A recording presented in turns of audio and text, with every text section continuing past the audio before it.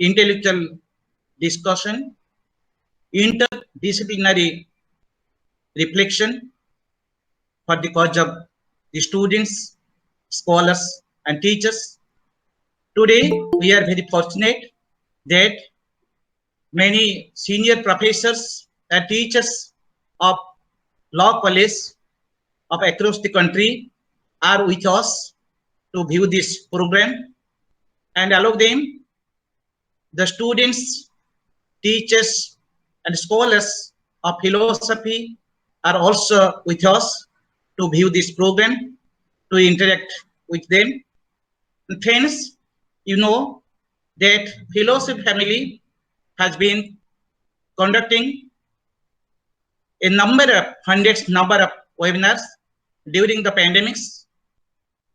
The COVID-19 has offered us the opportunity to interact with the different fundamental aspects of philosophy and other issues relating to human beings, world, reality.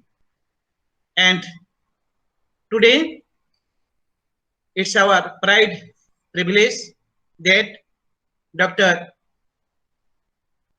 Vinayak Patnaik is with us to discuss, to present his topic on women empowerment, the role of law and judiciary. I welcome him on behalf of philosophy family. Friends, you know, philosophy is the foundation of all kinds of knowledge. It's said we Sarva Vidya Pratishta. Philosophy can explore the fundamental issues of man, world, reality, and everything. And philosophy of law is a branch of philosophy which is related to human values, attitudes, and many more fundamental rights of human beings. And it is related to women empowerment, which is vital to the growth of any nation and to protect and nurture human rights. So today we have organized webinar on the topic women empowerment, the role of law and judiciary. And as it is a concern for all the scholars, maybe science or arts, maybe of any discipline, it is a concern for all to know the fundamental issues of women's rights, women empowerment, and the law behind them. So today we have invited Professor Dr. Vinayak Patnaik to present his ideas and fundamental concepts on this said issue. So before inviting him to this academic platform, it's my honor and pride privilege to present a few words on his academic pursuits. Professor Dr. Vinayak Patnaik, the former professor of law, Ganjam Law College under Berhampur University, and presently he is acting as the director, Sri Vaishnav Institute of Law, Indore. And with this, I would like to reflect upon his academic career. Dr. Patnaik was an honors graduate in 1971 who did his LLB in 1974 and Master in Arts in English Literature in 1975. Dr. Patnaik also did his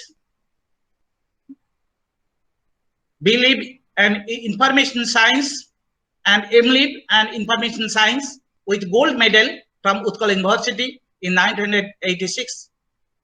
He also did his LLM from Berhampur University. Friends, after completing triple master degree in English, library science, and law, Dr. Patnaik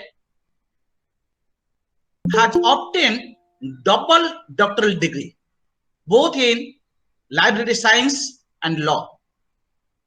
Now, Professor Dr. Vinayak Patnaik is acting as the director in Sri Vaishnava Institute of Law, Indore, since 2013.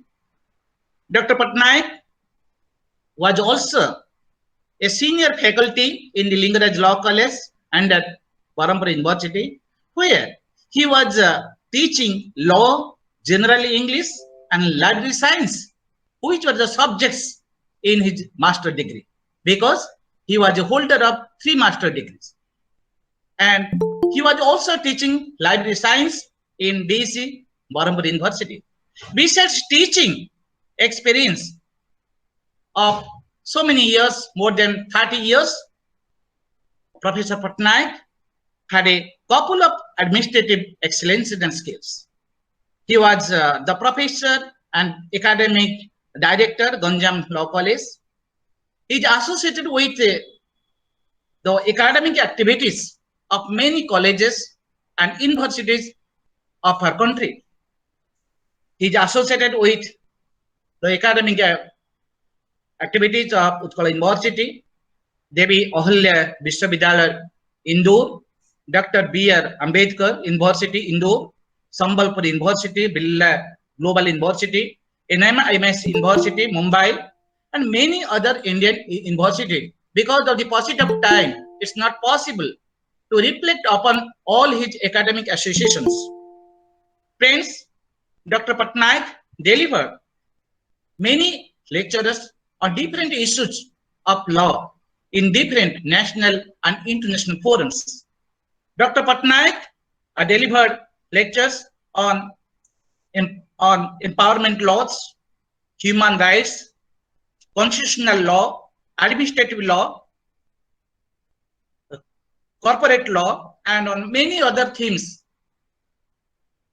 The list is so long that it's not possible to read out all his activities, all his academic activities, and all his association with the different forums.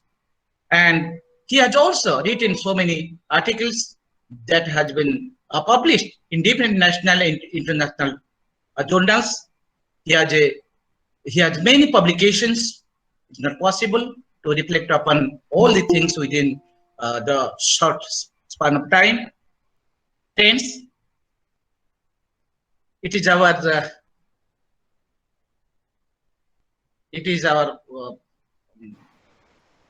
we are so fortunate to have him with us in this webinar. And today, I also welcome Professor Pramod Kumar Das, the host, the convener of Philosophy Family, the admin of Philosophy Family, who has arranged everything, and we all are behind him. I welcome Sri Pramod Kumar Das for organizing, for inviting so many intellectuals of the country to this platform, and he has given us opportunity to share our ideas with him and to share their ideas with all other senior professors. I also welcome Dr. K. Omnam Rao, the head of the Department of Philosophy of Niranjan Government Women's College, Asker. Today, he will be moderating the next part of this academic program. I welcome him. I also welcome all the teachers, students, scholars of the philosophy, the senior professors of philosophy, the teachers, students, and scholars of different law colleges of our country. I welcome all the teachers, scholars, and professors to this intellectual program, to the academic platform during the pandemics, because the pandemics has given us such kind of opportunity to share our intellectual activity with the senior professors of our country. With this, it's my right privilege to call upon Dr. Vinayak Patnaik to commence his speech. Sir, pranam. Over to Professor Patnaik. Over to Professor Patnaik, sir. Sir, pranam, sir. Sir, pranam, sir. Hello. Hello. Am I audible, sir? Yes, it's audible. Audible, sir. Sir, pranam, Okay. sir. Namaskar, namaskar. At the outset, I convey my very cool, calm, and cheerful evening to all of you in the midst of the scorches of hot summer and pandemic. Today, I am very much pleased, and therefore I am very thankful that I am given the opportunity to speak on a very current, ever talked, ever burning, most important topic of all time to come, that is women empowerment, the role of law and judiciary.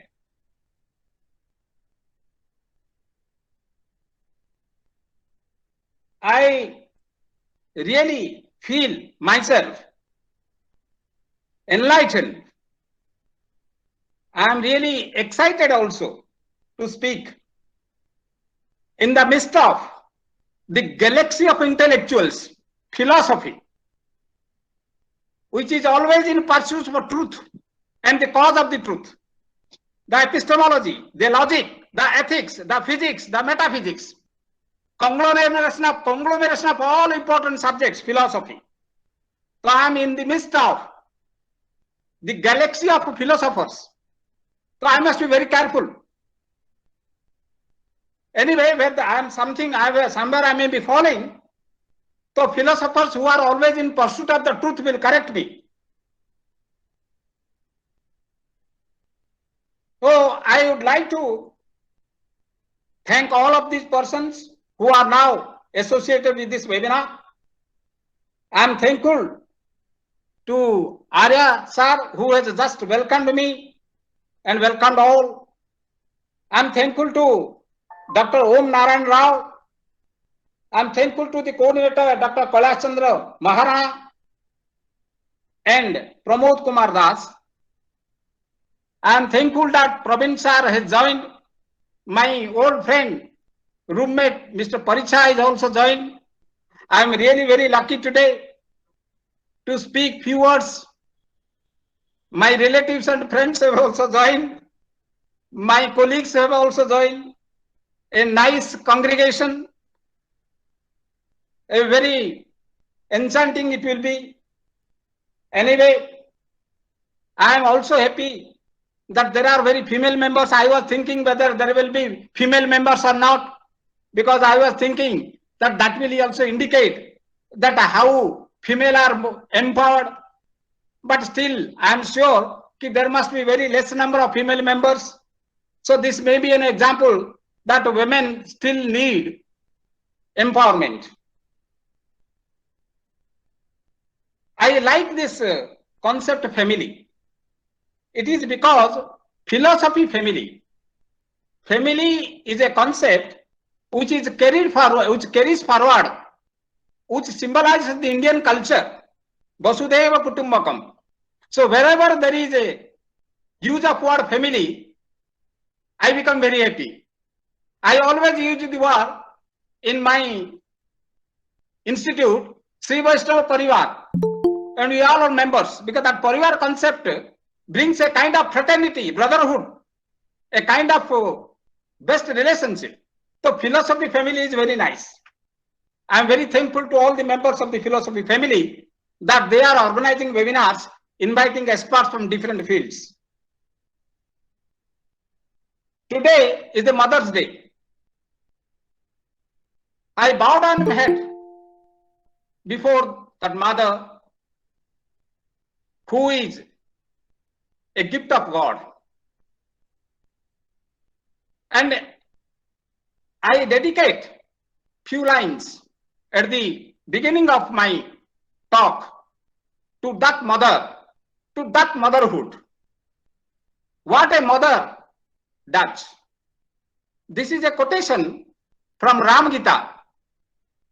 The quotation is like this: Karyesu mantri, Karanesu dasi, Bhujyesu mata, Sayane surambha, Dharmanukula Kshama Dharatri. This is mother. I think these lines are self-explanatory. I need not explain that a mother does everything. Like a minister, she takes the decision. Like a dasi, she does all the household works, carrying, cooking, cleaning. Like a mother, she feeds everyone. Like a woman also, she becomes the life partner. She is also the protector for dharma. Dharma is not religion. Dharma means duty. She performs all the various kinds of duties, whatsoever entrusted to her. And ultimately, she is the symbol of forgiveness. She has the capacity, she has the strength to forgive everybody. This is mother. This was our culture. Our culture always respected women. There was equality between males and females. I will quote a line from Veda that Stri Dharma and Purusha Dharma were treated on equal footing. There was no discrimination between males and females. On the other hand, the females were more respected because Pradhanartham Striyam Srushta. Women are created by God for procreation. Had the woman not been created, there would not have been procreation, and there would not have been human generation, human race, and we would not be here. By this one can deduce, imagine the importance of motherhood. And today is the Mother's Day. So with due allegiance and respect, we respect all mothers of this earth. And today we are conducting this webinar on women empowerment. So Vedas and Upanishads, at that time they paid highest respect to women. We need not explain. Everyone knows.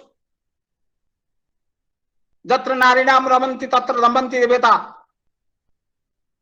All the things I need not quote. But that culture, which was once upon a time rooted in our Indian soil, slowly and gradually diluted, degraded. Why? Because of foreign invasions. Muslims ruled the country for a long time. British people ruled the country for a long time. There was fighting always against the Muslims and Britishers.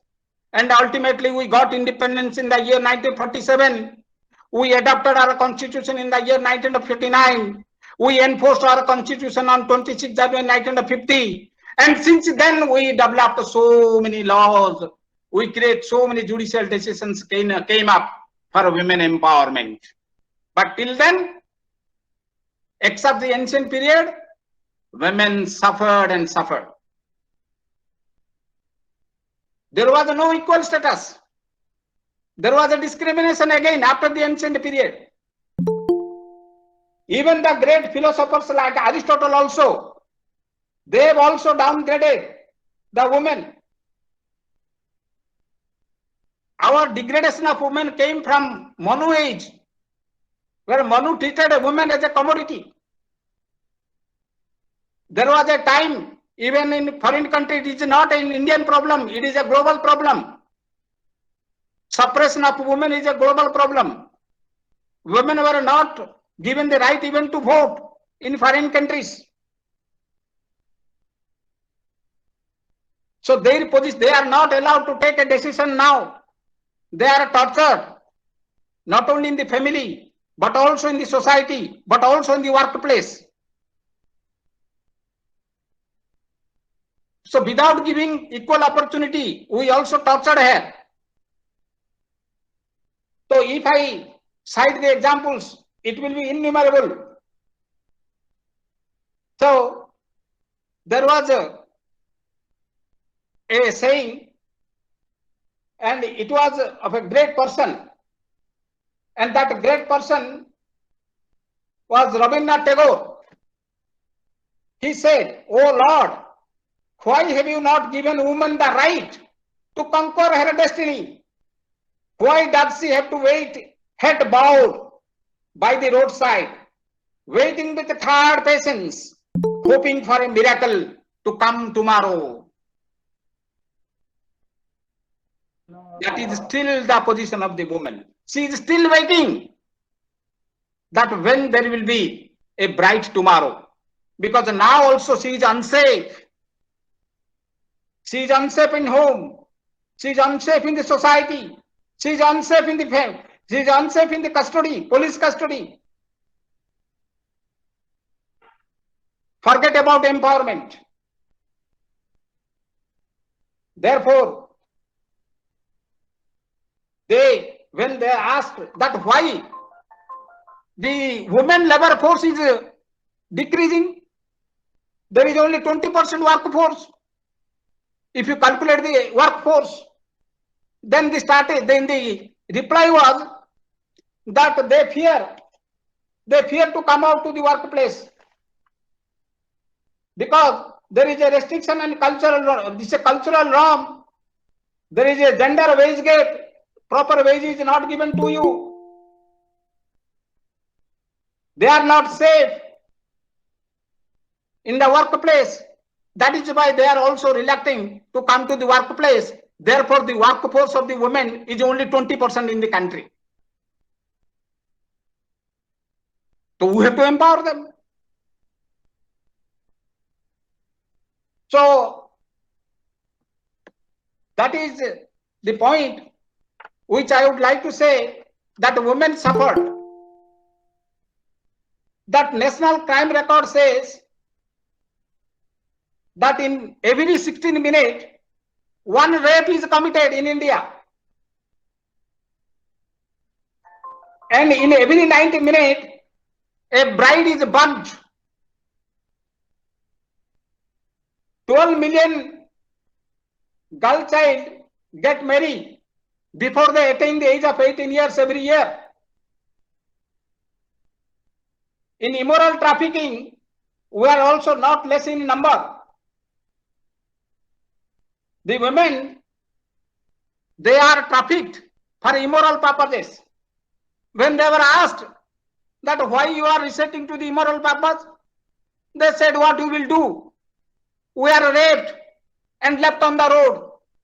We are deserted by our husband, left on the road. We are left by the family because of poverty. Where we will go to earn our livelihood? Ultimately, we have to adhere to this profession, which we ourselves, folks ourselves, that why we are sticking to this profession, that is prostitution. By taking this chance, people also started taking women to earn money by using them. Unfortunate. Torture. Women suffered. Women suffered from the womb to the tomb. Before birth until death. When a girl child is in the womb of the mother, she is killed because the girl child is a burden. The parents have to give dowry to her. They cannot send her to school because of poverty. She will be tortured in the society. So she is a burden. So it is better to kill in the fetus itself. Okay, we have brought the law, and we brought the law in the year 1986 and again in 2002. The law which came into existence in 2002 is the prohibition of sex selection.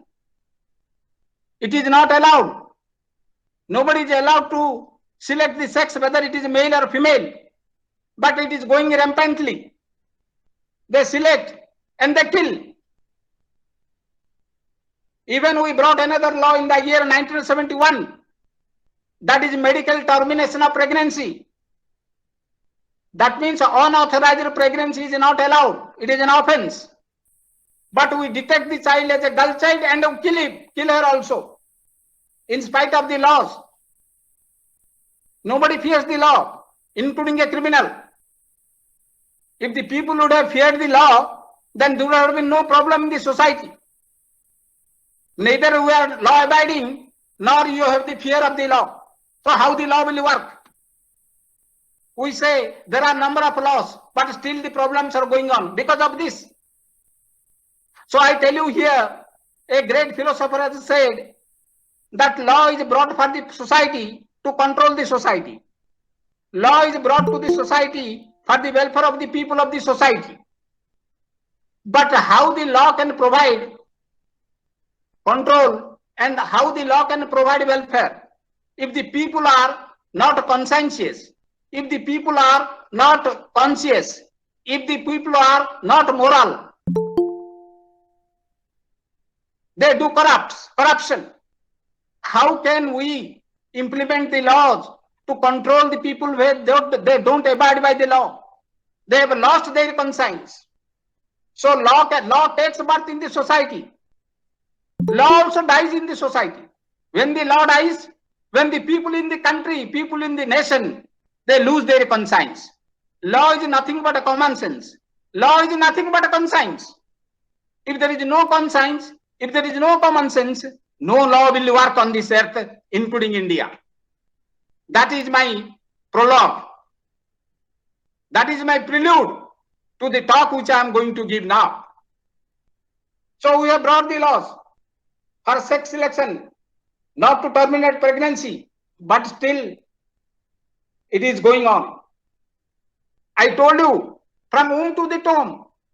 So after the child is born, because of poverty, the child is sent to labor, particularly the girl child.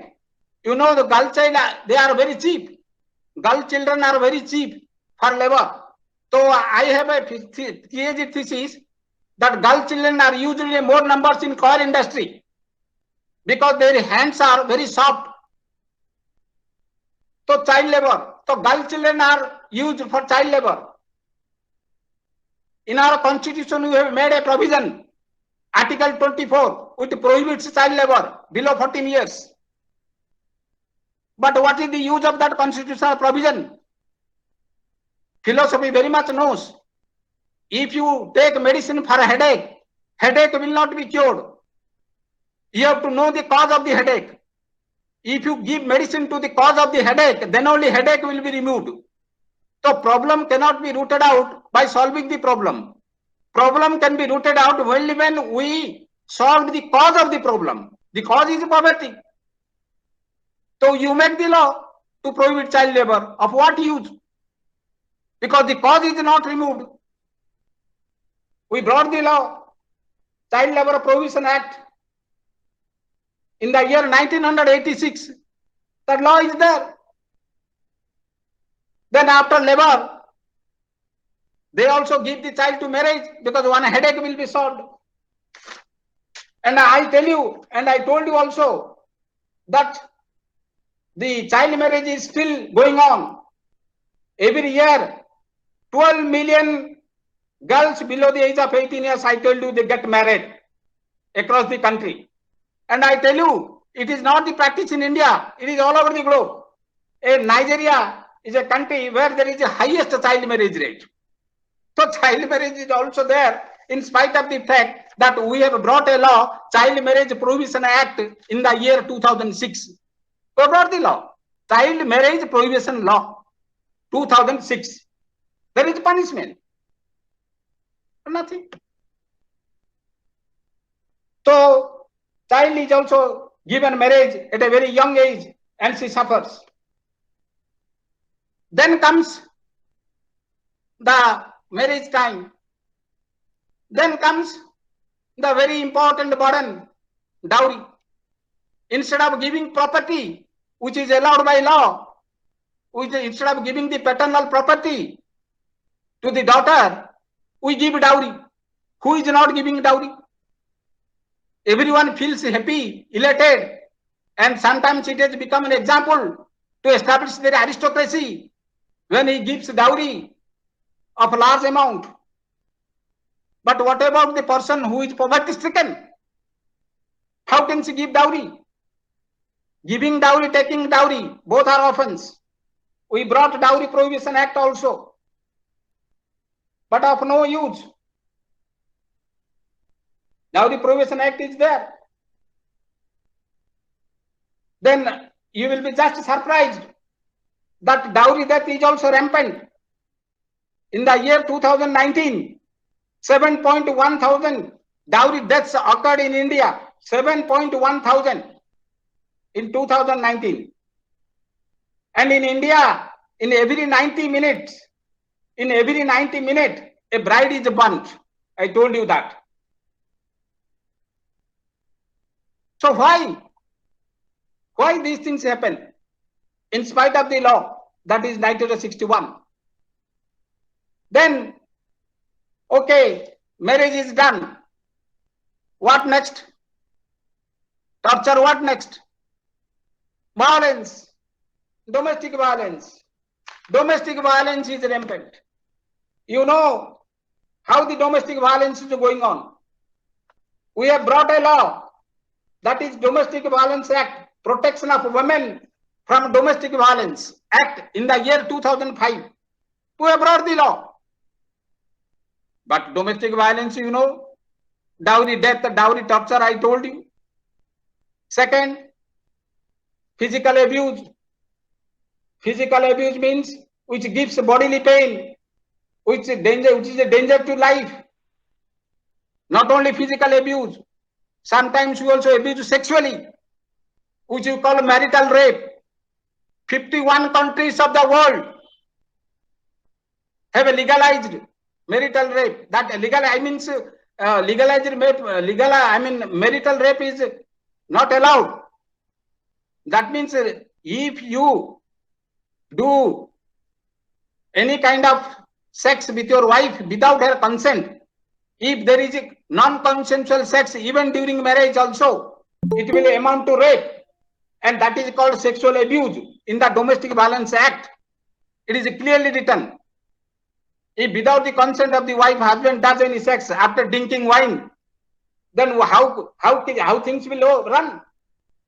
This is some kind of violence, domestic violence. Another kind of violence is verbal. You just insult her, ridicule her, humiliate her. So this is also a kind of violence. And last but not the least, the economic violence.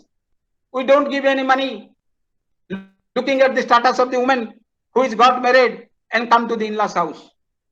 So to just avoid all these kinds of violences, we have brought the law, but that law is of no effect.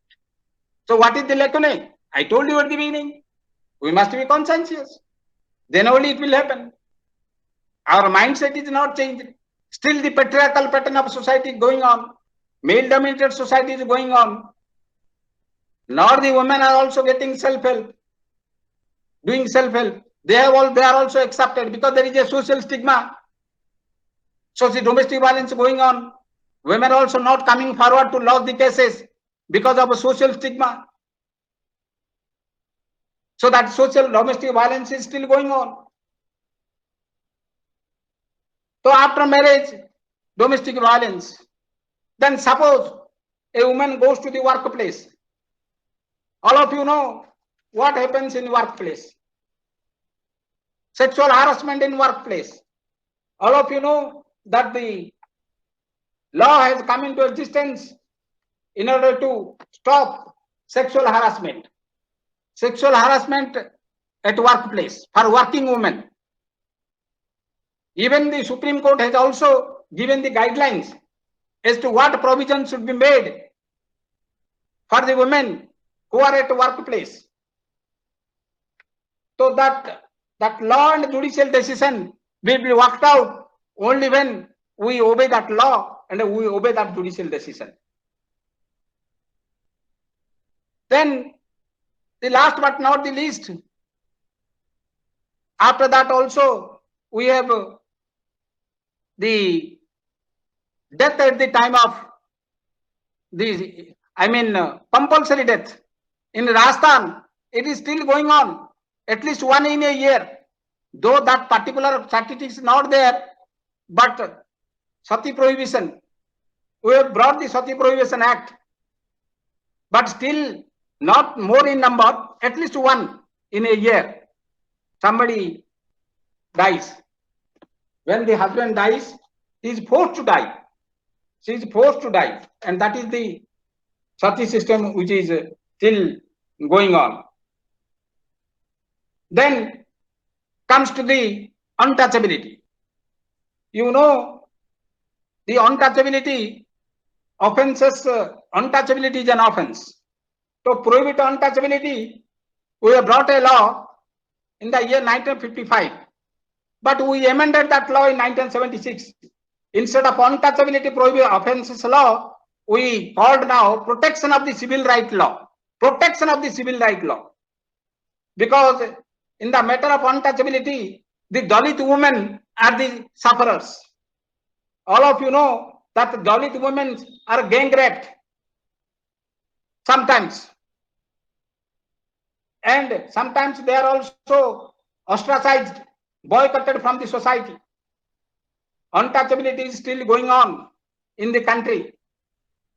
160 million are considered untouchables, and they are tortured, and the women are also more in number in the midst of torture. 160 million untouchables in India. In spite of the law, that is protection of the civil rights law in the year 1976. In order to protect the modesty, because we are seeing that whenever there is a woman, everyone is anxious, eager to see her because of her beauty. And because of her beauty, she is represented on the poster. And that is also banned. That is the obscenity, outraging modesty. It comes under outraging modesty. So indecent representation of women. A law came, but still on the cover page, women's photograph, on the poster, women's photograph. Law is there to prohibit this, but still it is going on. What my point was that women became the target for everything. Women became the subject matter of torture. I told you that they suffered from the womb to the tomb. Therefore, we brought so many laws to prohibit this, but still it is going on. Now, I will just like to tell you that the Constitution also, when it came into force in the year 1950, on 26th January, it is not necessary that I will tell about the Constitution. I will tell you that the Constitution of India must be known by all people so that they can know about their highest law. I am now talking of law and judiciary, role of law and judiciary. And the Constitution is the highest law of the country. But how many people, 132 crores of people, do they know about the Constitution? Do we also clearly know what the Constitution is? Do we also know what is the preamble of the Constitution? Preamble, if one goes to the preamble also, he or she can know that what the Constitution stands for. We, the people of India, having solemnly resolved to constitute India into a sovereign country, socialistic country, secular country, democratic country, republic country. And we will secure to all its citizens justice, social justice, political justice, economic justice. We will give liberty to all of them, liberty of thought, expression, faith, worship. We will also treat everybody equally. No discrimination between males and females. Equality of status. Equality of opportunity in employment. No discrimination in employment, whether she is male or he is female. And we will all unitedly fight to preserve the dignity of everyone, including the dignity of woman. The woman has also dignity because she is a human being. We have always inculcated within us Manava Dharma, which is the legacy of your culture. We treated all human beings as human. A woman is a human being.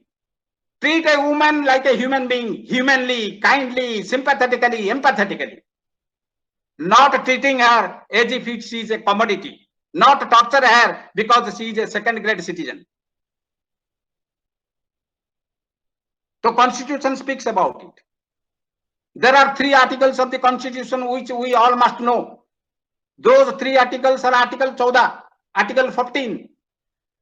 Quite often it is cited by the Supreme Court of India, by the lawyers, by the spokespersons on the television, and basing on right to equality, almost all Supreme Court decisions are given. In so far as women equality is concerned, male and female equality is concerned, right to equality plays a vital role. That is Article 14, Article 14, 1-4. And if there will be equality, there should be no discrimination. And that comes under Article 15. And Article 15(3) says that we can make special provisions to empower the women, because I am talking of empowerment of the women. So empowerment of the women provision is there in our Constitution of India, the highest law of the country, under Article 15 within bracket 3.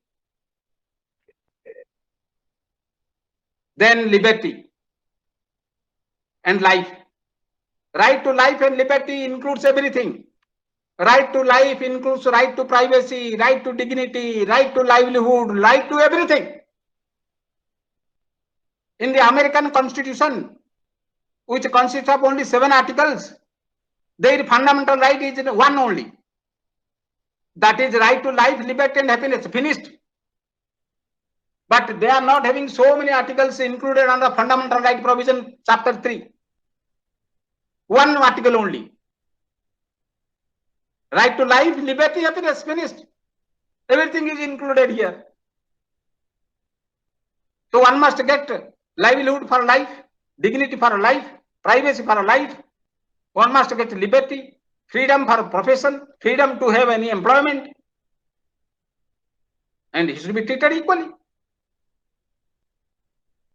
So constitutional provisions are also there. So there should be no any labor. I told you, Article 24, children below the age of 14 should not be employed in any work. Equal payment, equal pay, equal wage, that is also there. That is 39D, equal pay for equal work, both for men and women. And 25D, that 23, 24, all these articles I am not spelling out, because we must go through those articles in order to know about the empowerment of the women. Article 51 says, very important article, 51A, it states that no citizen should tell something which will be detrimental to the dignity of a woman. It is the duty. Duty means dharma. Dharet iti dharma. Duty means dharma. Dharma is a law. The essence of law is duty. The message of dharma is duty. So everyone should do duty. Then everything will be solved. So Article 51A speaks of the duty. So we are duty bound to renounce all practices which are detrimental, derogatory to the dignity of the woman. So all these are constitutional provisions to protect the woman, to protect the dignity of a woman. But still everything is going on. Now, I will cite few Supreme Court decisions on different aspects of women. On different aspects of women. So I would like to focus on a very important area which is of interest of all of us. And that area is succession. We are today not talking of dowry. We are talking of today the equal right to property, both to son and daughter. I think all of you are aware of this fact that there is no discrimination between son and daughter in so far as the joint family property, Hindu undivided family property, co-parcenary property, ancestral property is concerned. Ancestral property will be divided between son and daughter equally. There should be no discrimination. That is property. Suppose a daughter is not married, father dies, she will get the property. 2005 the law came, Hindu Succession Act is changed in the year 2005. 2005 is a landmark year where several laws came into existence, including the amendment of the Hindu Succession Act 2005, where equal right is given in property to son and daughter. Suppose the daughter is married and property is going to be divided, whether father is alive or dead. Even before 2005, father is dead, then also the property will be divided equally between the son and the married daughter. Suppose the property is not divided. If property is divided, nothing to say. So after 2005, definitely she will get. Even before 2005, father dies, property is not divided. Before 2005, property is not divided, father dies, daughter is married, married daughter will get. Because the clear cut provision is that if the son continues to be son even after marriage, the daughter will also continue to be daughter after marriage. Both son and daughter will be equally treated in so far as the property is concerned. Finish. 2005. So in the 2020, the Supreme Court held that the daughters will have equal co-parcenary rights in Hindu undivided family property by virtue of their birth. And this right was not given before 2005, but after her marriage, she was considered to be a part of her husband's family. It is not so. She is considered to be a part of her husband's family, but still he has a right on the co-parcenary property. If it is not divided, she has a right. So even after 20, the right is available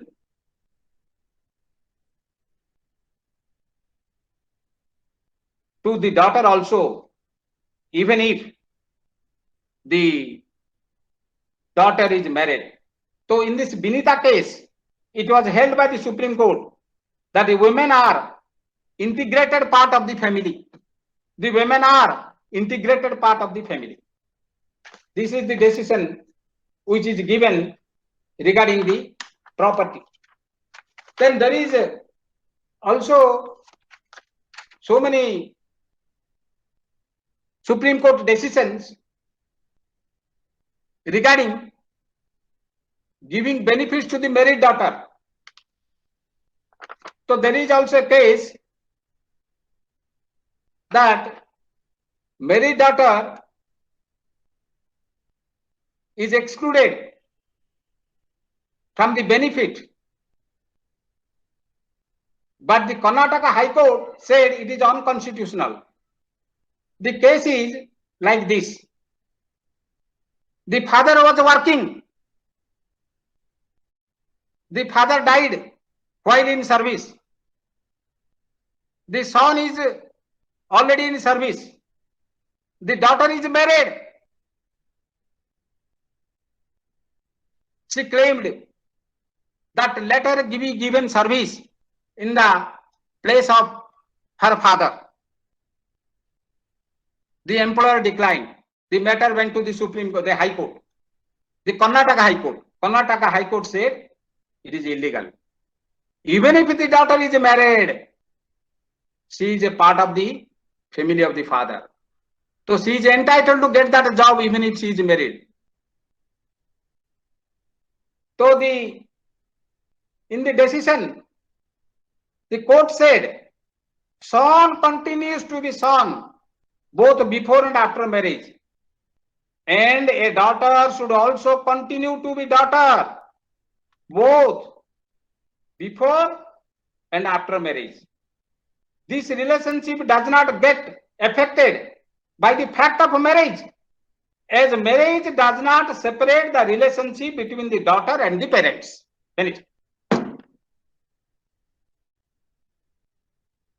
That is why this is one High Court decision, Karnataka High Court decision. There is a Supreme Court decision also. Sabita Sambedi, a married daughter has a right to residence in her parents' house. Daughter is married. She is thrown away by the in-laws. Where she will go? The Supreme Court decided in Sabita Sambedi case that she has a right to residence in parents' house. Not only that,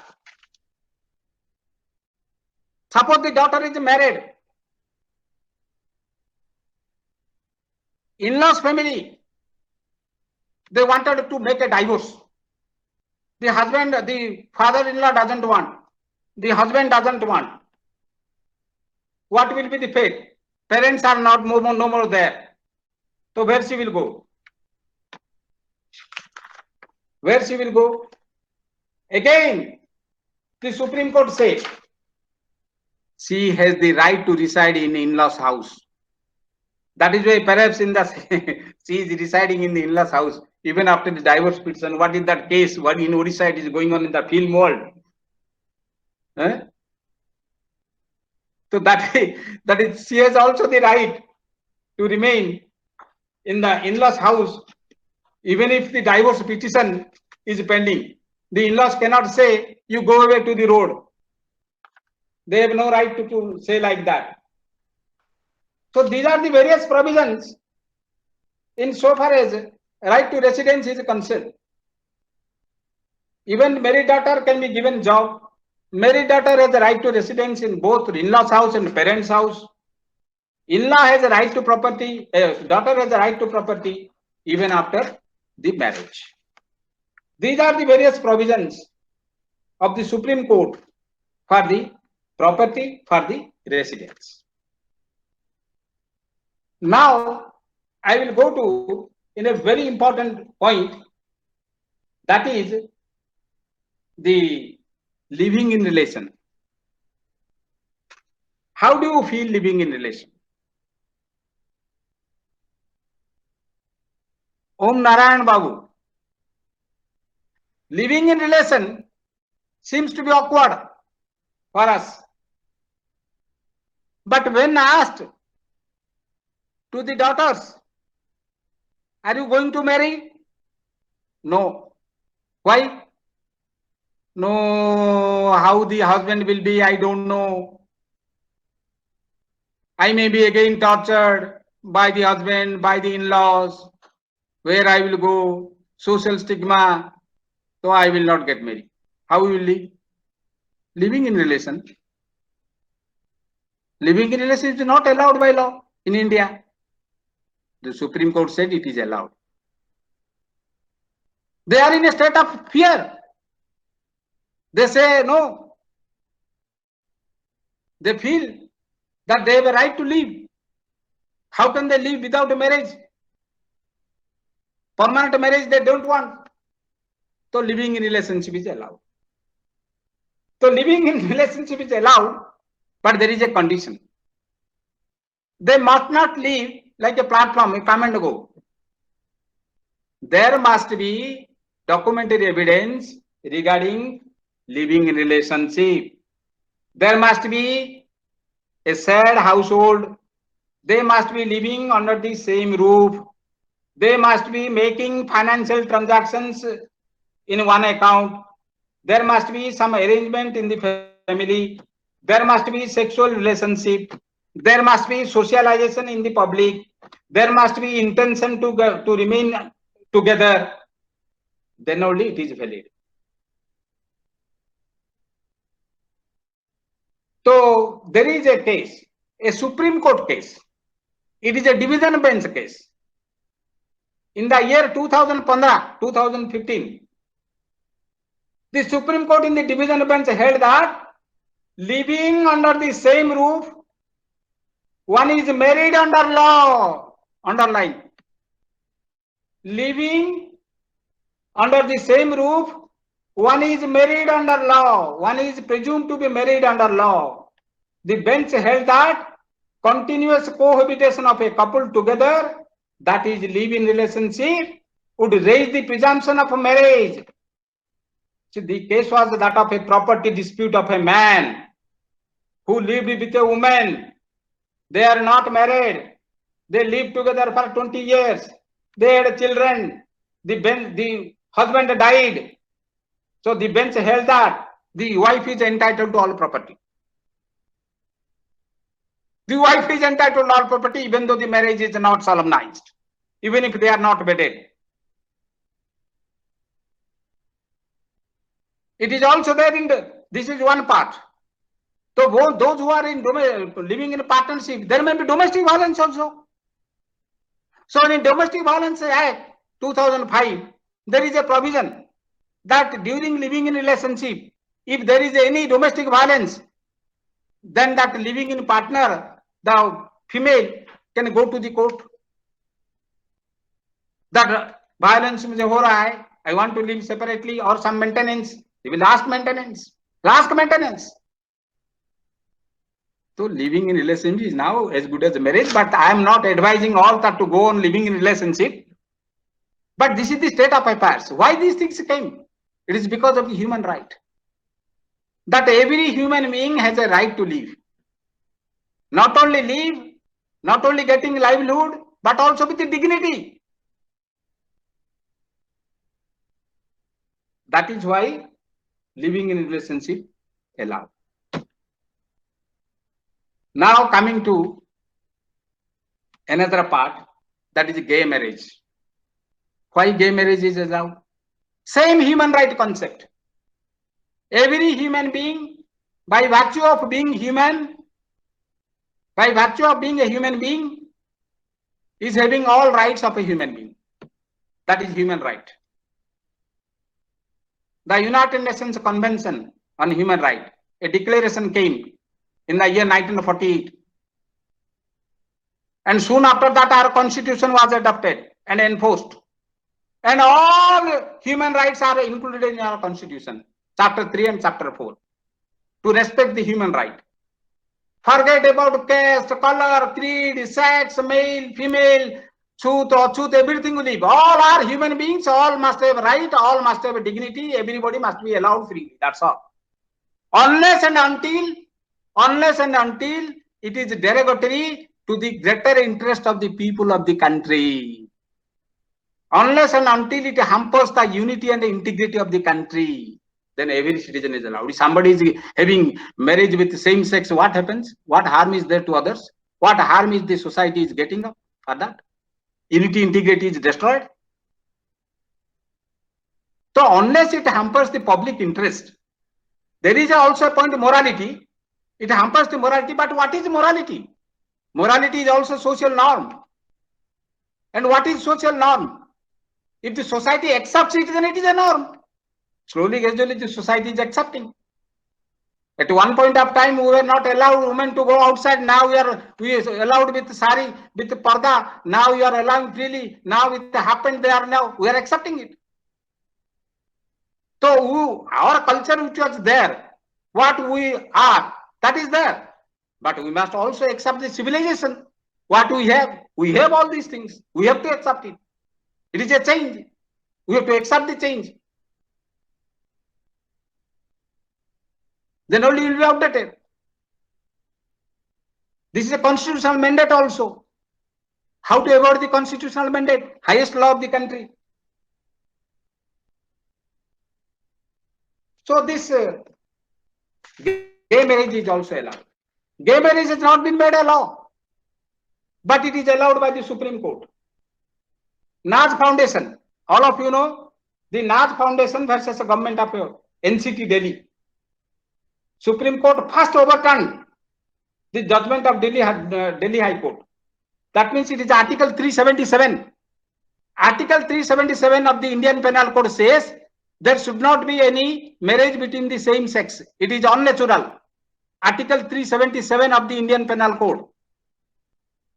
It was a criminal, but it is decriminalized now. Decriminalized. One can marry and then it is not an offense. Article 3 says, Section 377 of the Indian Penal Code is no more a criminal offense. One can get married. And it is the decision of the Supreme Court. And do you know it is a 5-judge bench. 5 judges decided this. 5-judge bench of the Supreme Court, Navjit Singh Johar versus Union of India in the year 2018 decriminalized homosexuality. Over. But that does not mean you will also get a child and do homosexuality with him. You have to live with him for your livelihood. It is not that you will play with him. Platform, come and go. Supreme Court has mentioned, not come and go Paddhati. Permanence must be there. And you all know Supreme Court decision 497. Do you know what is 497? 497 deals with adultery. 497 deals with adultery. What was 497? 497 spoke, suppose the wife, suppose the wife is having extramarital relation, means with another person, then the husband can file a case against that husband, against that extra person. But the wife cannot. Suppose the husband has kept another woman as is kept. Adultery doesn't, it is not adultery. It is not adultery.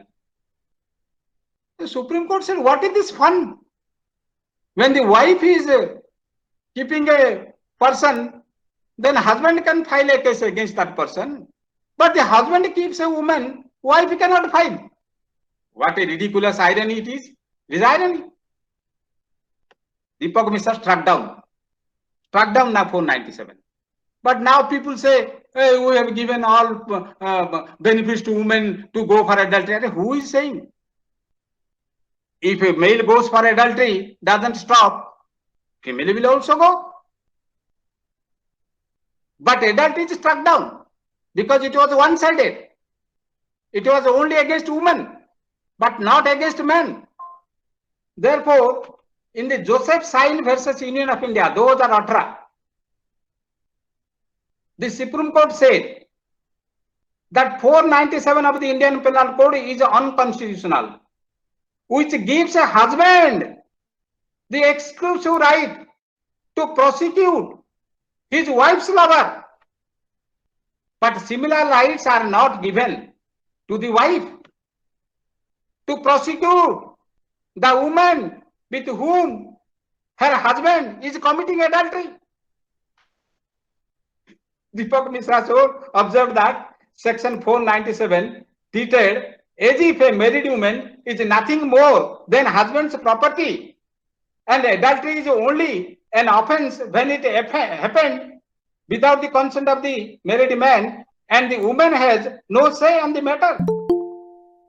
Strike down 497.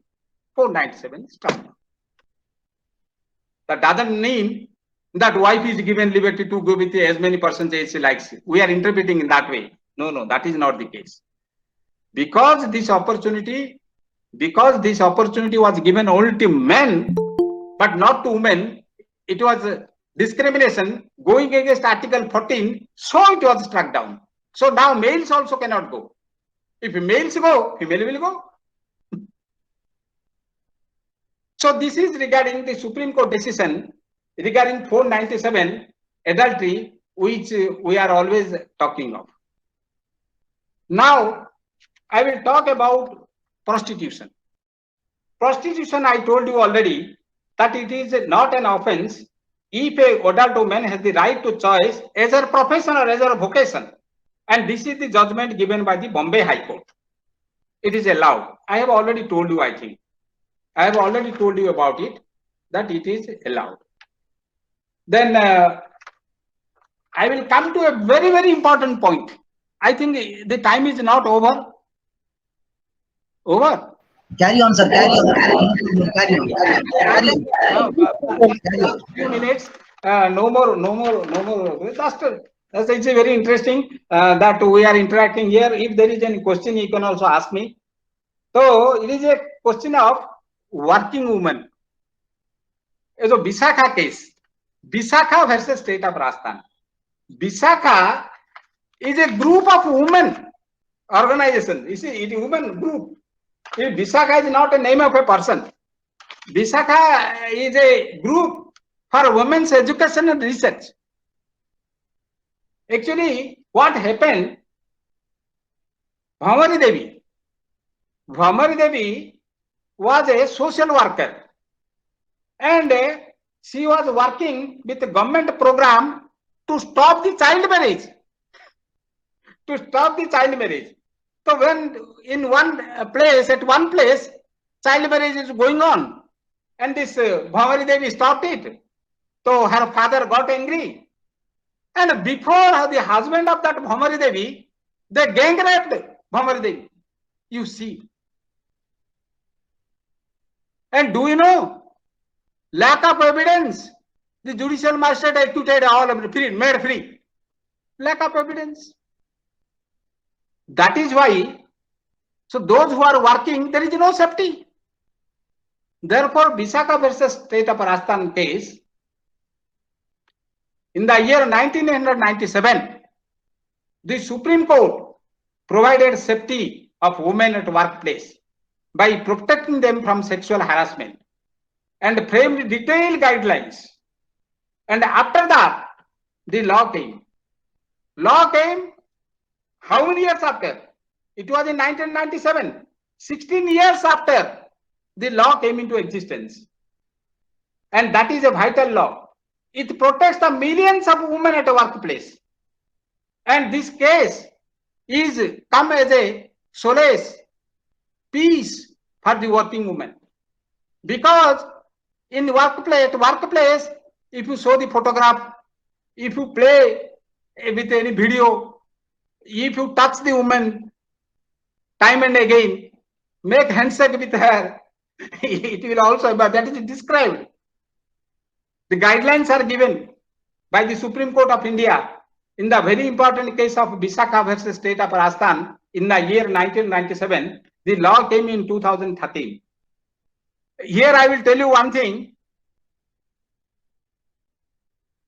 The law is made for the society to solve the social problems, including the problems of women. But sometimes it happens, it is seen that problems come first. But to make a law, it takes a long time. So where the victim will go, the person who is victimized, the person who suffered, where he will go? He will go to the parliament to make the law. She should get justice. So she goes to the court. And nowadays, there is public interest litigation. Article 32, Article 226, Constitution. That if it is for the public interest, suppose a particular person is gang raped, everyone is seeing they are acquitted, public interest litigation. Supreme Court directly, postcard, write a postcard to the Supreme Court judge, Chief Justice, not judge, Chief Justice. They will directly ask that particular person who has created this nuisance. So, Supreme Court will not say that there is no law in the country. So I will not take up your case. Even if there is no law in the country, Supreme Court will give justice to the person, and that judgment will be treated as a law. Final. Because if you go to the doctor and there is no medicine to treat the COVID, the doctor will not say you go away. Now it is compulsory that a person having any symptom of COVID, he can go to the doctor. A doctor cannot say you first get testing. First he will admit and treat. It is also there in accident cases. A person meets with an accident, goes to the hospital. The doctor will not say that first bring a police case. First of all, he will treat. Similarly, the court will solve the problem, not look at the law, not look at X, not look at Z. Because the Supreme Court or High Court or any other court, they are for justice. And the whole world today is crying for justice, including women. Therefore, we call the judiciary, they create the law and give justice to the people. And in the case of Visakhapatnam, it happened. Those are 1997 judgment was given for working women, and 2013 the law came. Anyway, as I was telling you regarding this employment, several Supreme Court decisions are there in so far as the employment is concerned. I told you, women, they were safe at home. They were respected at home. They were given respect by all family members. They were given respect to the society, by the society. But when the torture started, they wanted to be self-sufficient. Now every woman wants to be self-sufficient. True. So they want employment. And in the Constitution, under Article 16, it is said there will be no discrimination in so far as the public employment is concerned between male and female. But it is observed that in every employment, females are discriminated. So where the female will go? They knocked the doors of the Supreme Court. And the first case I will tell you is that a woman was not allowed to go to the foreign service. A woman was not allowed to go to the foreign service. Why? Because she was married. So marriage was the disability.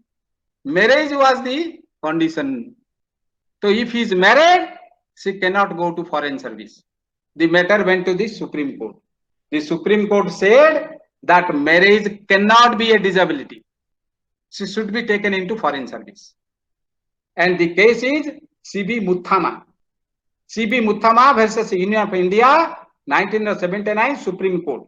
The Supreme Court declared that a rule is unconstitutional. Marriage cannot be a disability for appointment to foreign services. Discrimination over. Second, it is a case of Nargis Mirza. Nargis Mirza was an air hostess. She got married. There was a rule that if an air hostess gets married, she will be no more in the job. So the matter again went to the court. Air India versus Nargis Mirza case. It is a very historic case. Air India versus Nargis Mirza. It is a case in 1981. So Supreme Court said marriage cannot be a disability. She can join in the service. She joined. Again rule was there. All right, you got married, but you should not be pregnant. Once you become pregnant, you will be removed from your service. She became pregnant. After marriage, who will not be pregnant? She became pregnant. So when she was terminated from the service, again she went to the Supreme Court. Supreme Court said, what a fun. After marriage, she will be bound to be pregnant. So it is a black spot. It is a black spot on the sacredness and the sacrosanctness of the Indian womanhood, that she will be terminated from her services if she becomes pregnant after marriage. So she was allowed. Air India versus Nargis Mirza, Supreme Court. Now, what there are so many things. So this is a Nargis Mirza case. I will quote a very important decision. It is in defense service. In defense service, what happened? It is called breaking the glass ceiling in Indian Army. The glass ceiling is broken by the Supreme Court in the Indian Army. What was that glass ceiling? That glass ceiling was that women, they were not given promotion to the commanding officer role.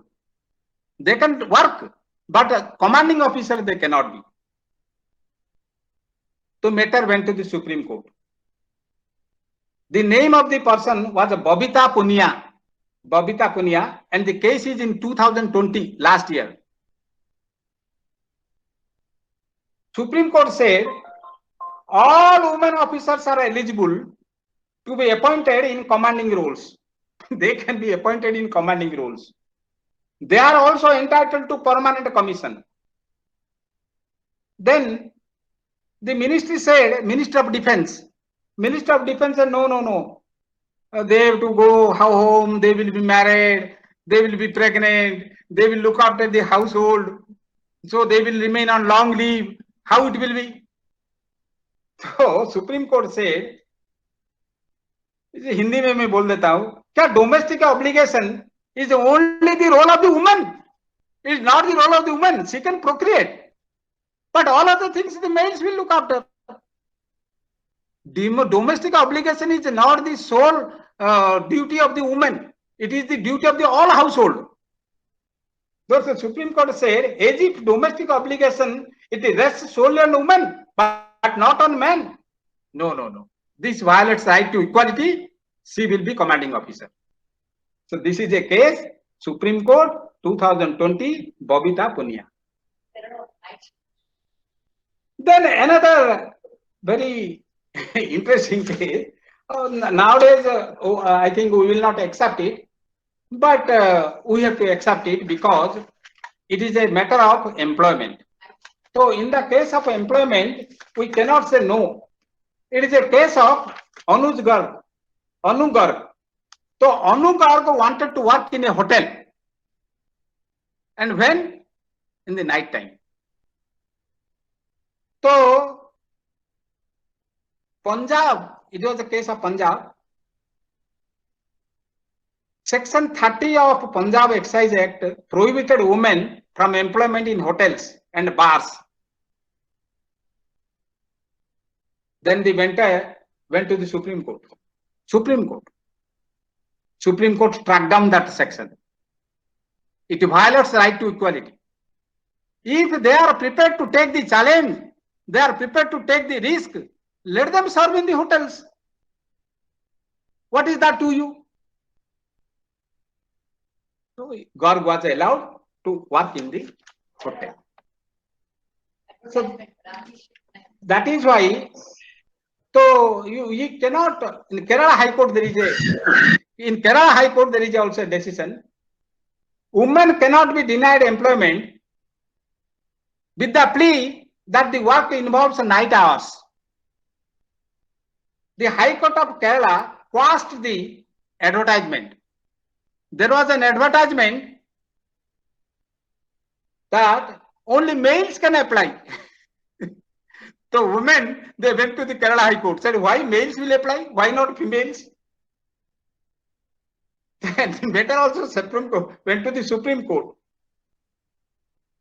So they said, we have all respect for women. Why should we do all these things? So Kerala High Court, they directed. Kerala High Court also decided that they will be given employment, but we cannot take the plea that the work involves night hours. So the advertisement was rejected, that males can only apply.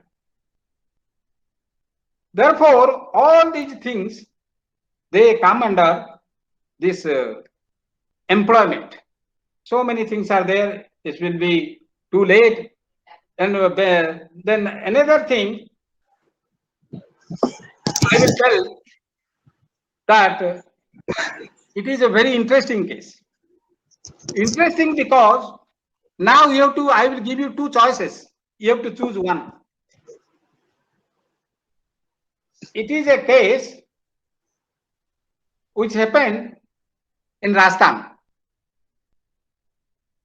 Actually, a minor girl was raped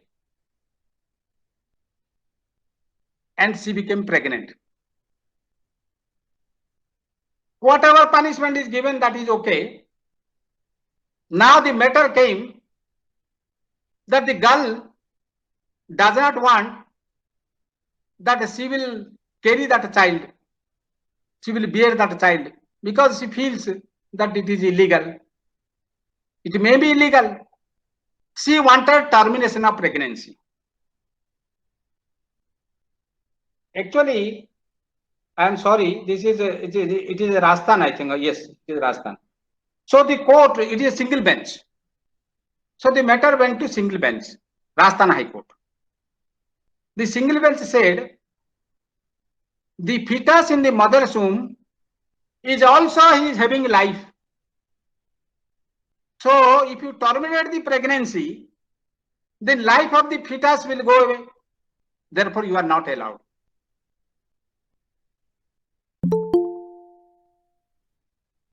Again, that girl knocked the Kerala High Court.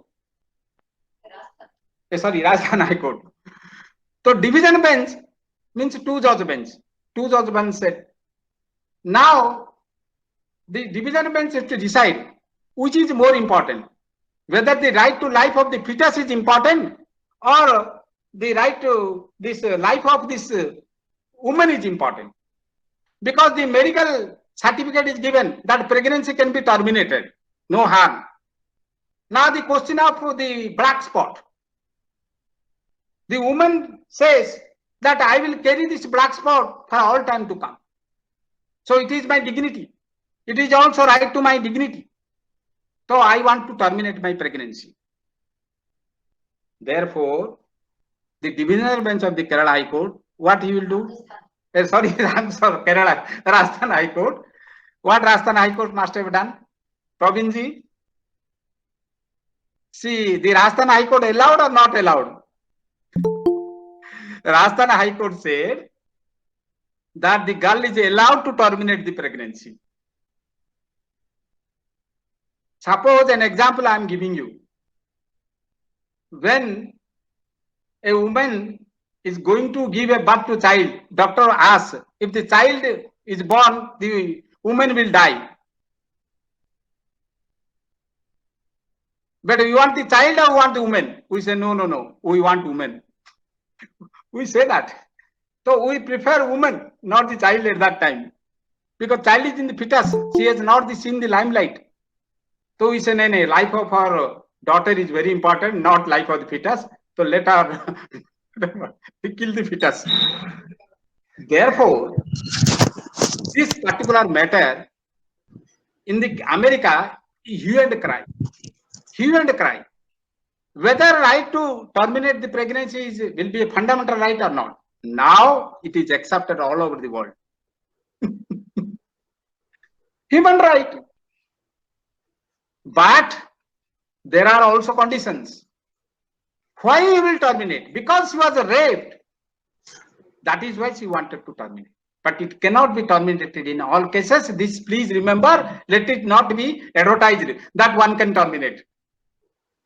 Not for the purpose of what is a farce, it is a showdown that I don't want child, isn't it? That's not the fact. So that is how all these things unitedly say that we are always here to empower the woman. The Supreme Court is always inclined to empower the woman in all cases. And the only article is right to equality. What happened in Sabarimala case? In Sabarimala case, all of us know the Sabarimala case that women are also allowed. All of us know it. So in Sabarimala case, it is 2019, the Supreme Court held that religion is a faith. Religion is a faith. Religion is not that Hindu Muslim karo. Oh, Hindu Muslim nahi. Religion does not mean Hindu Muslim. Please remember, religion is a faith. Anybody can have any religion. You cannot compel. It is a faith. So it is a faith, and it is and cannot be put as a gender discrimination. And the women are allowed of all ages to enter into Sabarimala temple. So this is gender, the inequality that is also stopped here. And there is another last point. The family cannot force a woman to get married against her choice. Delhi High Court gave the judgment that a family cannot force a woman of 26-year-old to get married against her choice, and she can stay away from family also if necessary. So why all these decisions are coming up? There is only one reason: human right. That human right concept that has said that every human being has a right to life, liberty, and dignity. That is why all these things are coming. So women also are given the right. There should be no discrimination. There should be equal treatment, or else the Supreme Court will tell you not to discriminate. Now the judiciary is playing an activist role. But my last point, my last message to all of you is that I am really thankful to all of you, because you gave me the opportunity to speak few words, to share my feelings and ideas amongst this galaxy of intellectuals, intelligentsia, and academia. A very I'm good really evening, sir. And Before concluding your speech, I want to ask a question, please. oh, please ask, please ask. Now there will be an interactive session, madam. Just now, please hold on.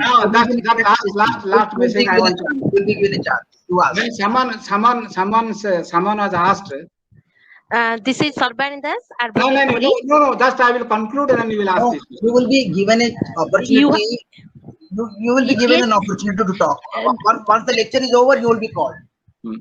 Okay, this is going to be over. My conclusion is, everything must start from family.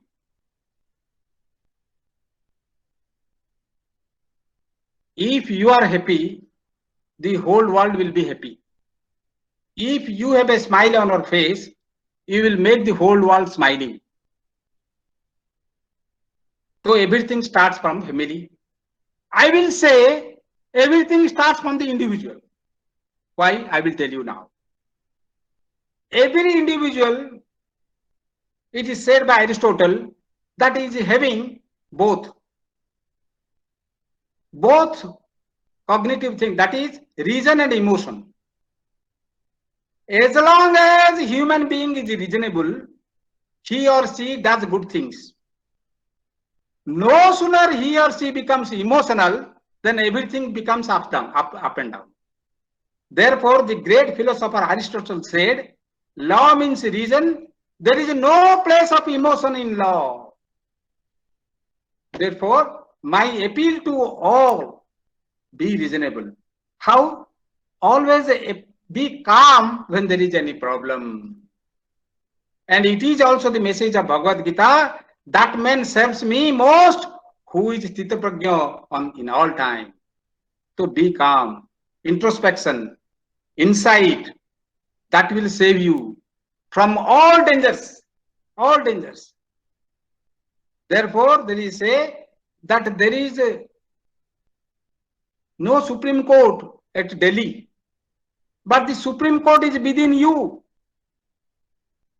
Your heart is your Supreme Court. So who is the judge? The judge is your conscience. Apply your conscience and do everything and go ahead.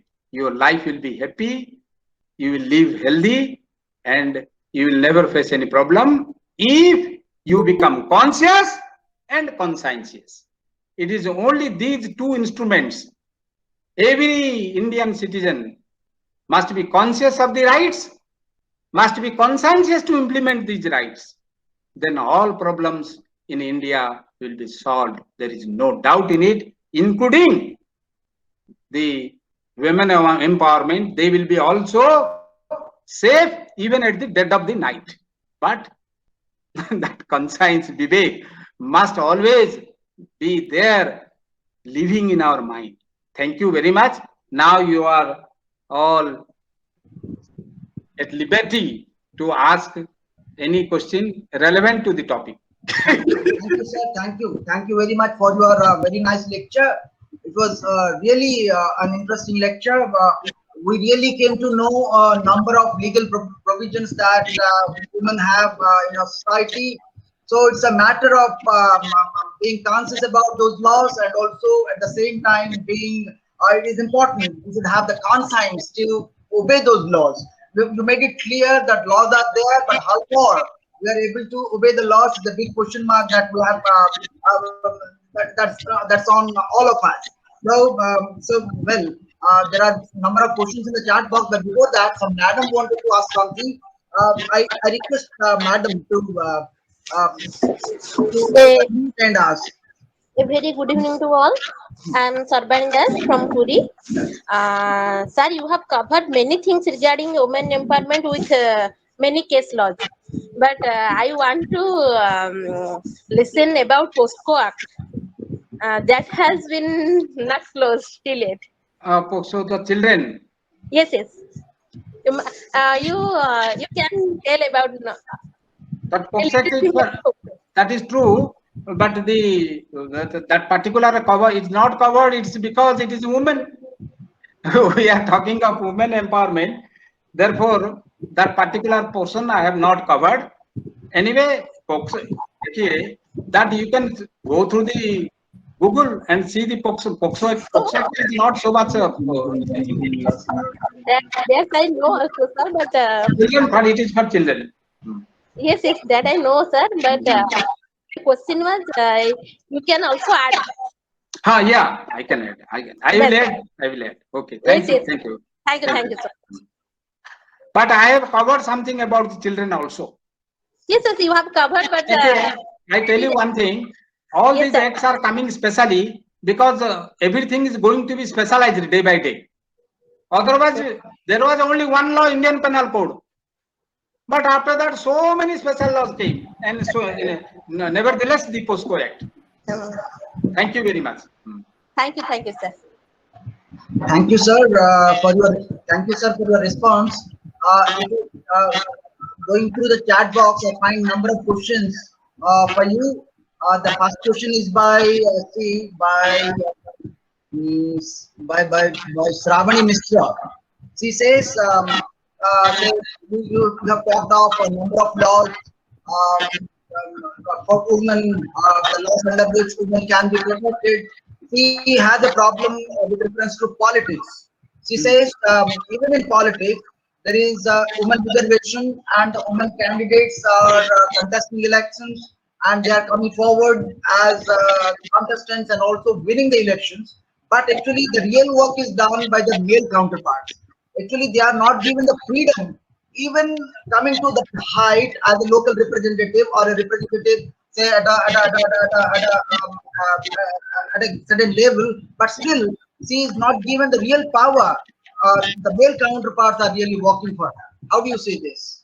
Actually, there is no proper representation of women, but as per the constitutional mandate, the reservation is given at the panchayat level and municipality and corporation level. Representation is given, but that reservation is not given in Lok Sabha. But are you asking that? Yes, the problem that she raises is, well, she's not concerned about the reservation. She is concerned about actually the women are projected, but the real work is done by the male counterparts. That is conscience. So that is the question that she has in mind. That actually that is the conscience that women should come forward. And I told you at the beginning that there are 4 factors which are working.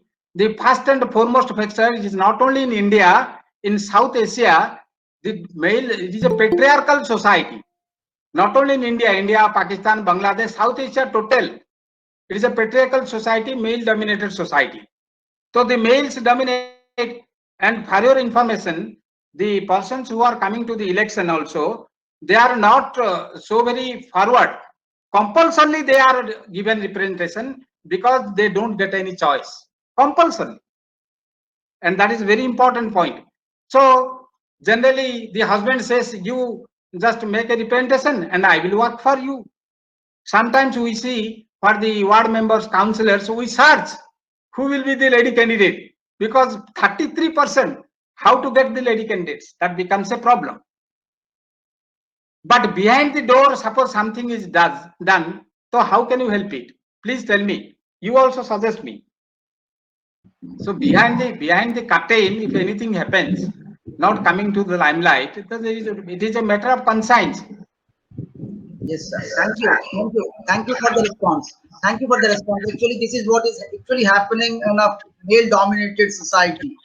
Even though there are certain provisions for women, the provisions to bring to empower women, but at the background we have a male push, it's a male domination working at all levels, and that's why the women are not coming forward. Even though there are provisions in the law to empower women, but somehow the possibility is not is in its right place.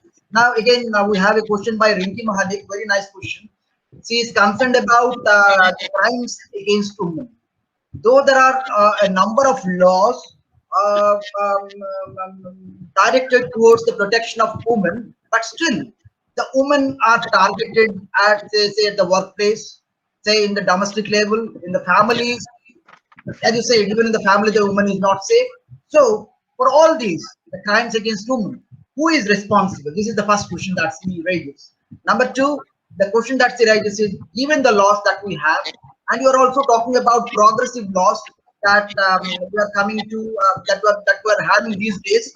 Now, do you see a bright future for women in the coming days? How do you respond to this?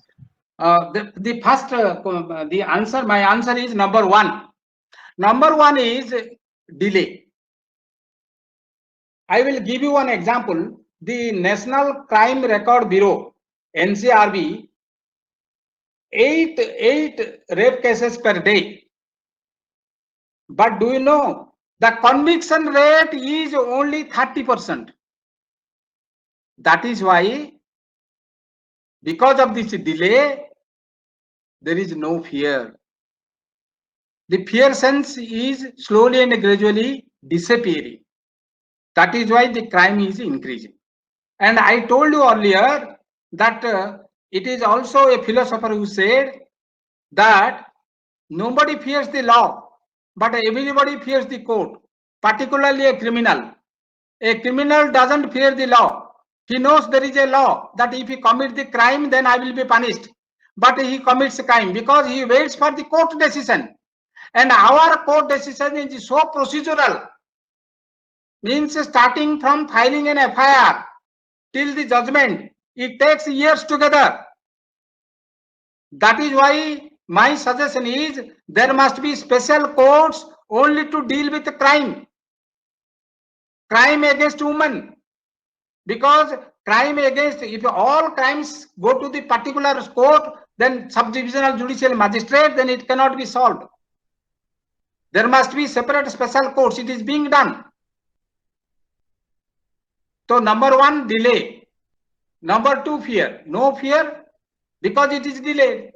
And all of us know. And the delay because the procedural law. Our procedural law is very lengthy.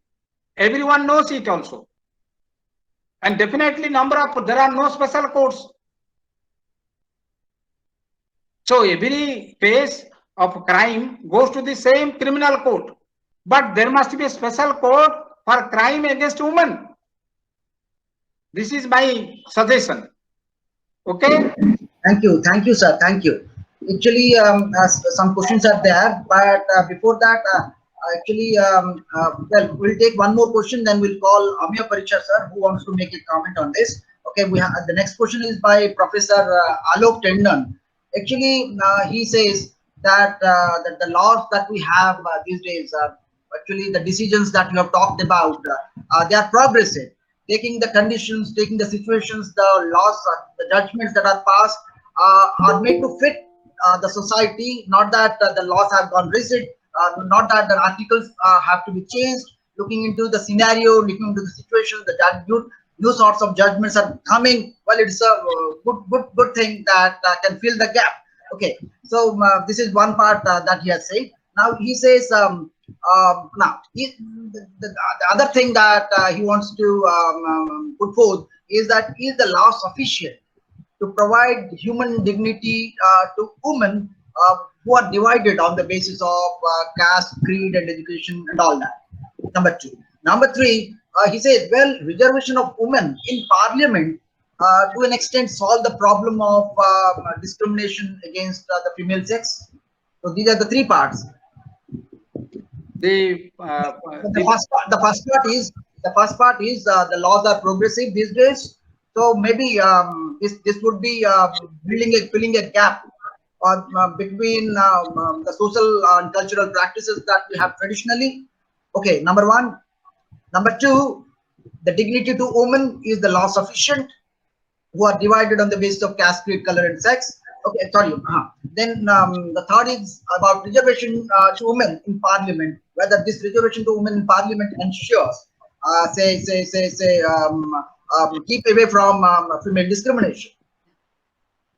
All these three things which she said, is asked, I agree with her. The first thing is that the laws are made on the basis of the problems, and these laws are definitely sufficient, but incidentally, there is no proper implementation of the laws. It is because of the governance. It is because of the accountability and accountability. If accountability is not there, particularly from police administration, from every administration for that purpose, then no problem can ever be solved. So this is a question of accountability. Number one. So everyone must be accountable. Number two, sometimes also the laws are very liberal, not strong. We have been fighting that there must be death sentence in case of rape, but that is not at all in practice. Sometimes the things are being politicized because our political system is in such. The head of the governance is a minister who is also a representative of the people. So that particular person, because he now represents both legislature as well as the executive. Executive should be in implementation and legislature should be at the stage of making. But if making and implementation will be by the same person, the things will definitely be. But it is there the practice in India. So we are helpless. Suppose same minister is passing the law, same minister is implementing the law and taking a decision also in implementation. So legislature and executive are combined in our state, in our country. So number one is, even if there is a law, the law is not strict. The parliamentarians, the politicians, they also politicize the things, and it is a hard fact. Everyone knows it also. There is no accountability of everybody. If everybody is accountable, why the law will not be implemented properly? So implementation stage, everybody must be accountable. It is only implementation and implementation where there is a problem. There is no problem in making the law. We have made sufficient laws. We have brought so many laws. Even if there is no also, we have the public interest litigation, a very important weapon. So anybody who suffers, if anybody is tortured in the police custody, he can directly go to the Supreme Court. I told you, with the help of public interest litigation. So even if there is no law also, there is a court to give the justice system. So laws are already made, there is no need. They are progressive, there is also no doubt in it. Even if there is no law, there is a court, we can go to the court by, even if you can go to the court by filing public interest litigation. And the crux of the problem lies in the implementation, and the crux of the problem lies in the accountability. Thank So you. what we are talking of Thank you, good thank you, sir. governance. Thank you, sir, for your nice response. Actually, Good governance. laws are there, very laws are there for the protection of women's rights, but the problem lies in the level of implementation. The problem lies in the mindset. The problem lies in the lack of awareness. Okay, that's the problem. That is most important. We must be accountable. Yes, accountability is lacking. That is Okay. there.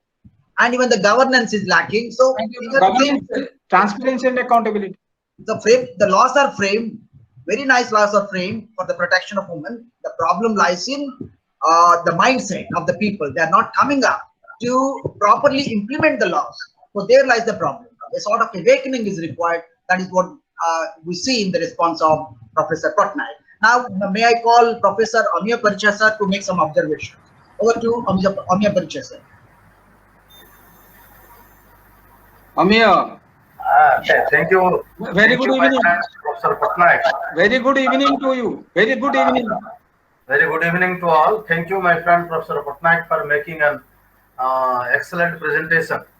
I am not going to into the legal aspects that Professor Patnaik has talked about because I am not competent to do so.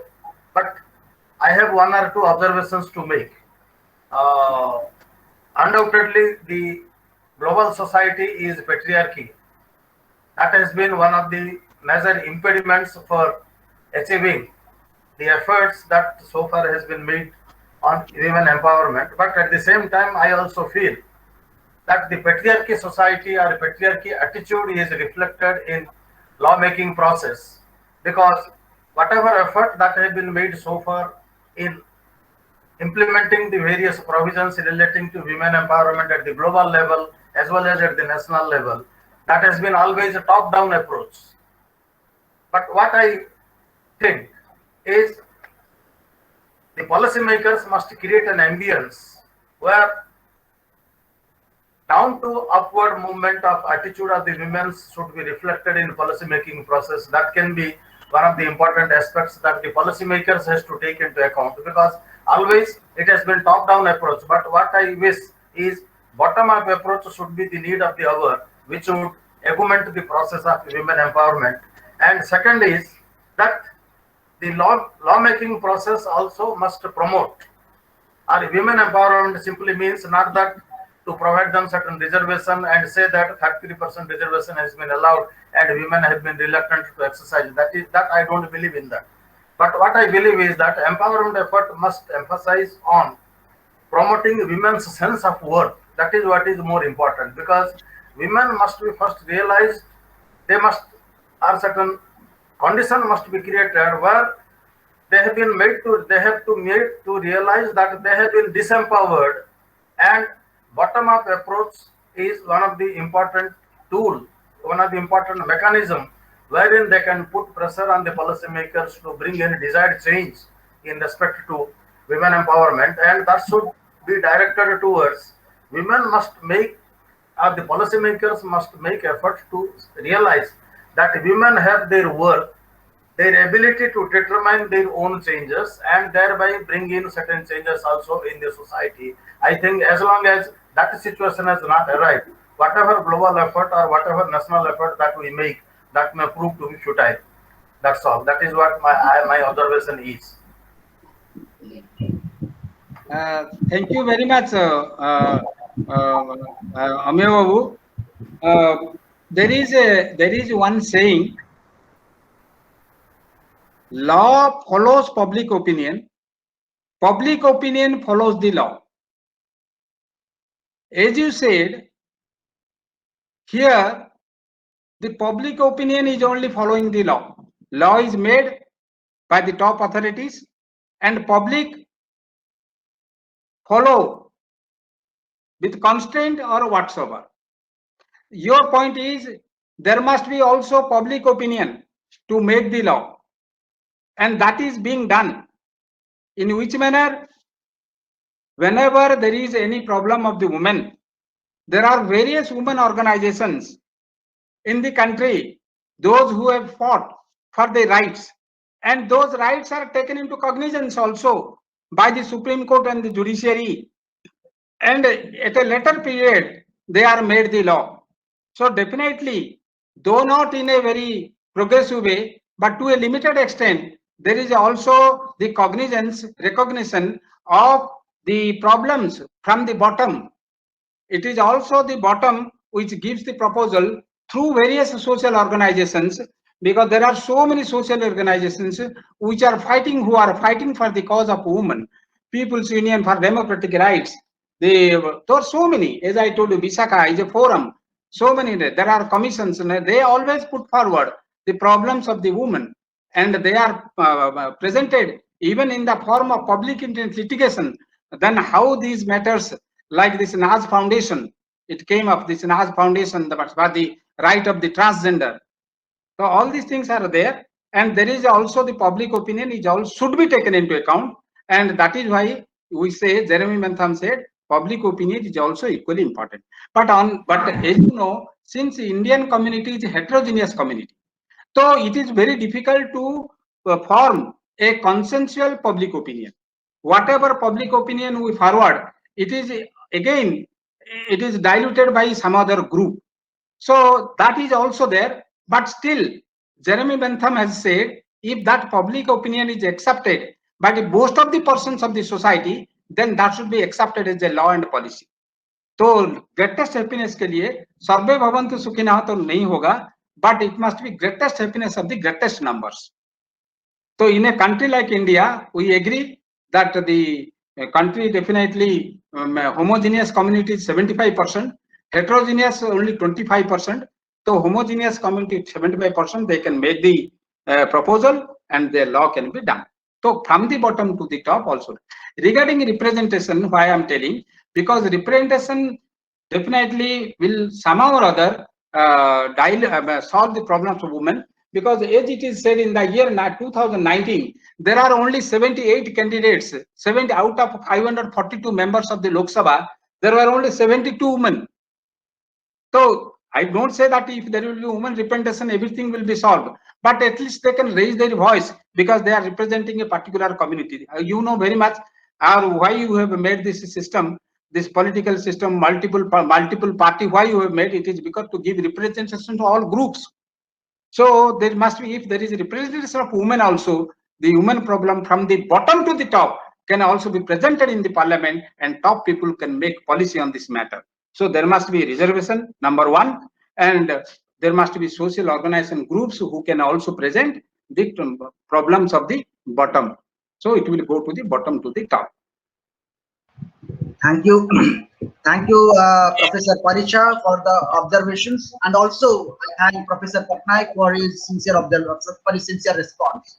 Now I have a question in the chat box by Dr. Pragya Daskanungo. She says, well, we have enough laws in the country, but just by making the laws, we cannot ensure safety to women. Laws are there, but just the laws cannot ensure safety. So she says a sort of collective responsibility, a sort of collective consciousness, and a sort of behavioral change, and also a constructive mindset is required amongst all, male and female members alike. It is only then that the laws will have certain sense and meaning. Otherwise, the laws carry no meaning and sense, because we have the laws, but still the crimes are occurring, they're happening on a daily basis. So we have the laws, but still the crimes are going on. So she says, unless and until there is a collective consciousness, unless and until there is an accountability, unless and until there is a constructive mindset, the laws cannot help us from the situation in which we are all in, especially the women are in. So how do you say this? To this question, I would like to answer, as I have given suggestions also in this regard. Because a particular individual may not fight, That is why self-help groups are made at the village level also to fight for the cause of women. We will see now this particular prohibition of the selling of the liquor. The self-help group in the villages, they have formed the community, they have a group, and they fight for the cause of the women also. So I have suggested also that the self-help group can also work. So anybody feels that the particular group, even including domestic violence, if self-help group will be formed to solve the problems of domestic violence also, they can also do that, as they are doing it because this prohibition of liquor selling. Self-help group. And regarding this crime, there are a number of reasons are there. The mindset of the male should be changed, mindset of the female should.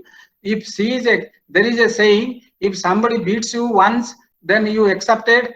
If somebody beats you twice, you have accepted. That is not your mistake. But somebody beats you thrice, then definitely you have to take steps. But if in spite of the torture, if you don't shout, then if you cannot individually shout, then self-help group is definitely a panacea, a way out to solve the problem of a woman. Self-help. Thank you. Thank you, sir, for your response. We have a very, say, a sort of a humanistic question raised by Shravani Misra madam. Very humanistic. You see, in every individual house, we have women working for the household. She cooks, she cleans the house, she takes care of the elders, look into the proper, she attends to the children and everybody in the family. But her work is not recognized. Her work is not valued. She is working for free. There is no remuneration for her. She is working freely for the family. See, there is a lot of sacrifice in her. But the people around, they point out the mistakes in her. They show where she has gone wrong, where she could have done better. Okay, see, they are not looking into the positive side of the woman. The amount of sacrifice, the amount of pain that she is putting from the morning till night, working for the family, thinking of her less, but still she is blamed a lot. Even say for instance, if the food is not cooked well, she has to bear the responsibility. So in spite of doing everything good for the family, with not having any ill intention for anybody, not having any bad manners for anybody, but she is not at all valued, she is not at all respected in most of the families. How do you see this?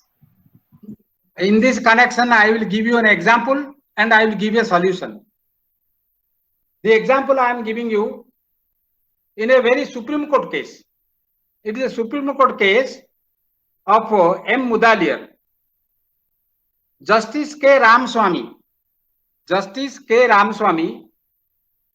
said that there is a report. In that report, they have mentioned that women constitute half of the world's population. In India also the same situation, half of the world's population. They perform 2/3 of the work. I told you 20% workforce. Then how it is 2/3? Because 50% work is not taken into consideration. What is that 50%? That 50% is cooking, caring, and cleaning. That is 50% of work, which is not taken into account. Therefore, it is said, if that work will be taken into account, then our domestic product will be doubled, because they do the 50% of the work. So the work which is done by the males at workplace, that is only taken into consideration. So they should be also paid. Certain women organizations have also pointed out this, that for cleaning, cooking, and caring, they should be also given money. Then only that particular the gross domestic product will be doubled. That is also the point.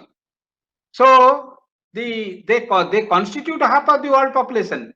They perform 2/3 of the work hours, because it is the 50% of the work done at the home level is not taken into account.